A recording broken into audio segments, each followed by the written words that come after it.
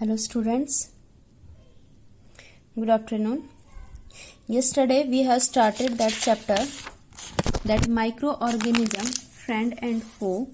There I told you about that there how the microorganisms are friendly nature and the that opposite of unfriend nature, that is dushman. That for how we can their microorganisms, we will read about this. Microorganisms is a where present and different form of the microorganisms. Then you can see the different type of the category group of the microorganism, then in which group they are divided, and there is a benefit and there is a harmful.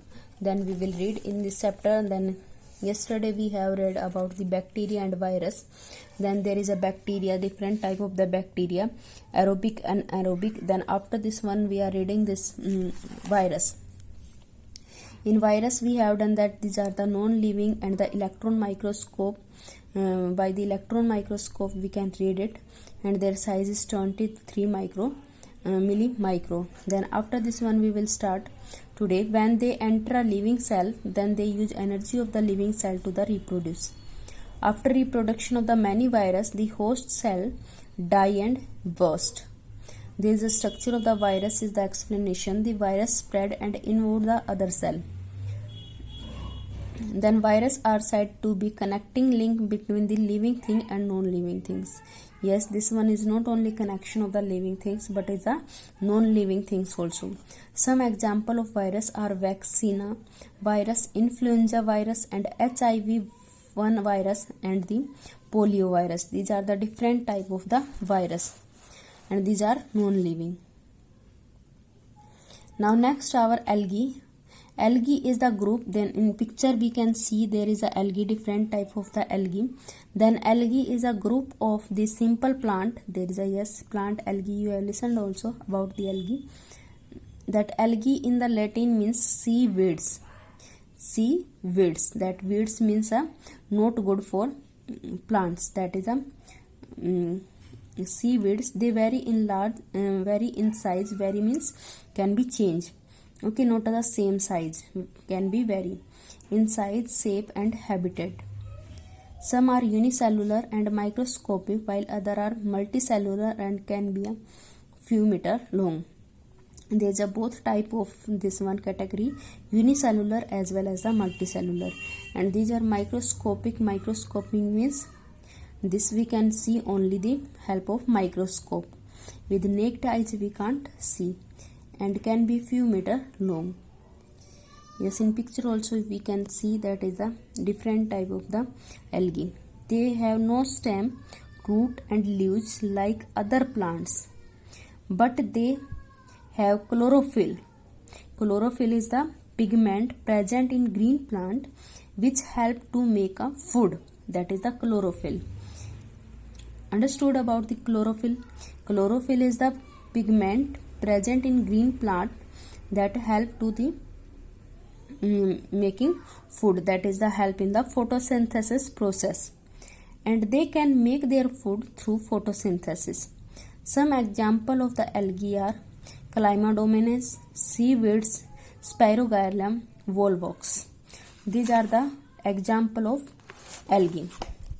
Now next our fungi. Fungi is a group of the diverse organism that lack chlorophyll. That is a lack chlorophyll. That means that is the less amount of the chlorophyll. Fungi is the group of diverse organisms. That in picture we can see that there is a stomod mushroom. These are the fungi. That is the lack chlorophyll means that is the less amount of the chlorophyll means they are the can be participate in photosynthesis process or not. They generally grow in dark, warm and moist condition. Moist means that is the there is a moisture type condition, dark and there is a absence of light. Warm means hot. There is a this condition is suitable for the growth. Most fungi are sporophyte. In previous chapter we have done that about the sporophyte, that is the type of the heterotrophic substances. Heterotrophic means Sporophyte means that is the heterotrophic, means which we can't make food ourselves, but they are depend for food on the another things, means for the dead and decay material. From the dead and decay things, that is the making food, this type of the organisms is known as the sporophyte. Most fungi are sporophyte, while some are parasite. This parasite also are heterogeneous, that is autotrophic and heterotrophic, two type of the nutrition in the animal, in the plant also. Then in plant, autotrophic means which can't make food on self, and heterotrophic means which can't make on self, they are depend on other. So sporophyte and parasite both are the type of the heterotrophic, they are the depend for food on the other, live on the other living organism. Fungi are unicellular like yeast and multicellular like mushroom. Fungi can be unicellular as well as the multicellular, and unicellular example is yeast and multicellular example is mushroom organism. Some example of fungi are yeast, mold, mushroom and penicillium. These are the different example of fungi. So learn these example properly of each type of microorganisms. Now next, last our microorganism, protozoa. Protozoan means the first animal. Protozoa are the unicellular organisms. Unicellular means single cell organism.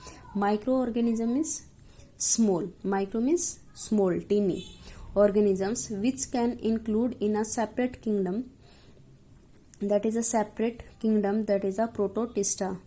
They are found in ponds, lake, river, sea, dam, soil.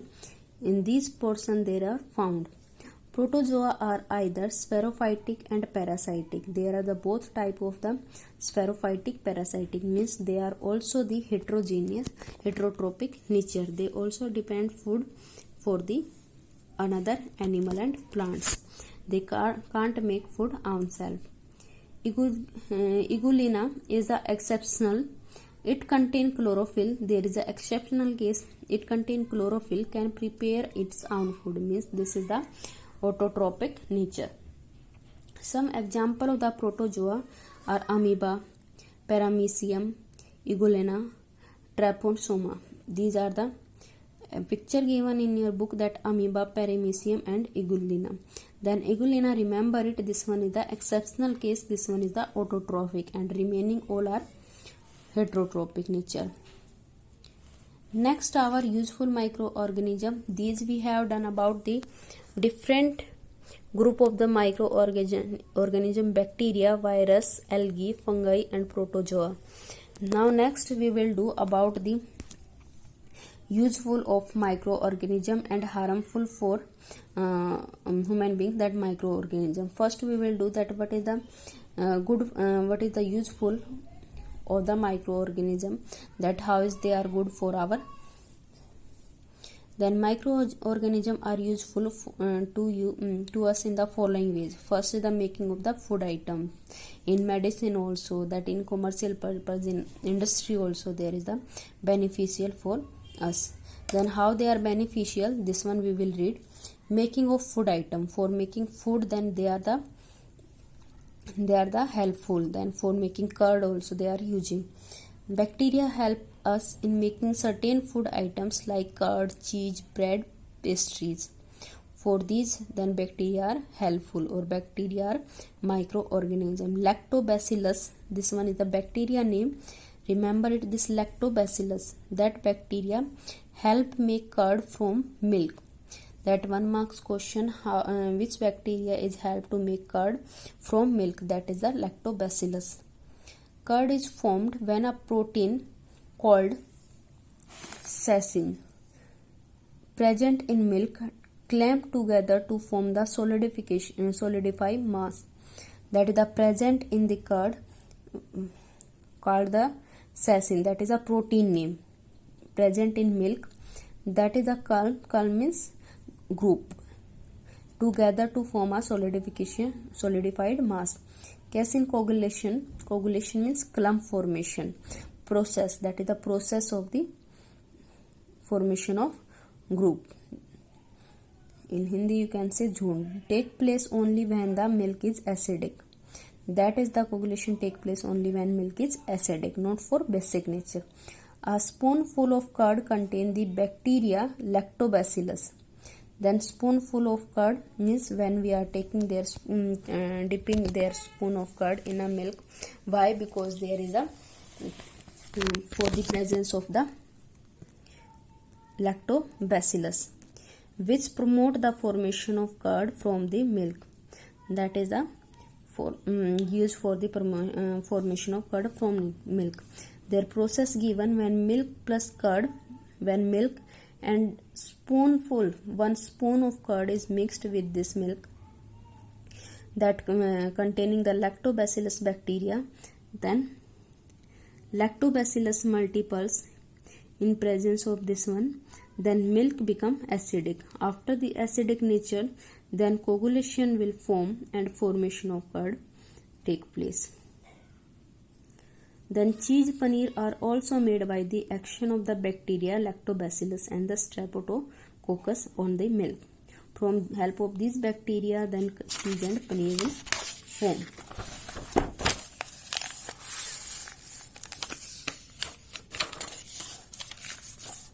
Now bacteria act through meat and make it soft. This process is the tenderization of meat. Bacteria act on tough meat and make it soft. This process is known as the tenderization of meat. Yeast cells are used in the baking industry for making bread, pastry and cake. For baking bread yeast along with a little sugar is mixed with the flour to make tough means dry. Then this stuff is kept in the warm place and the yeast uses sugar present in the tough as a food. Then during the breakdown of sugar, CO2, carbon dioxide and alcohol are formed. This process is the fermentation. And the dough rises due to the carbon dioxide. When dough is used to make bread and is baked, carbon dioxide escapes from the loaf, making it light and fluffy. This is the process of the making of the bread, pastry and cake in presence of the yeast cell. And this process of this one for breaking of the sugar, carbon dioxide, alcohol are formed, that is the fermentation process. Yeast is also used in day-to-day household for food items like idli, dhokla, dosa too, because that after that making before the making some these items, then we are keeping this item for some time due to the process of the yeast. For making idli and dosa, the mixture of the ground rice and dal is first allowed to stand for a few hours. This mixture rise and become sour due to the growth of yeast cell. Agar a jelly-like substance obtained from red algae, Gelidium and Gracilia is used in preparation of various food items like ice cream, jellies and pudding. These are different type of the substances. These are and there these type of the item also. There we are using the different type of the microorganisms. Now next use of this microorganism we will read tomorrow, that is the commercial use. Up to this topic you have to make notes and learn that topics properly.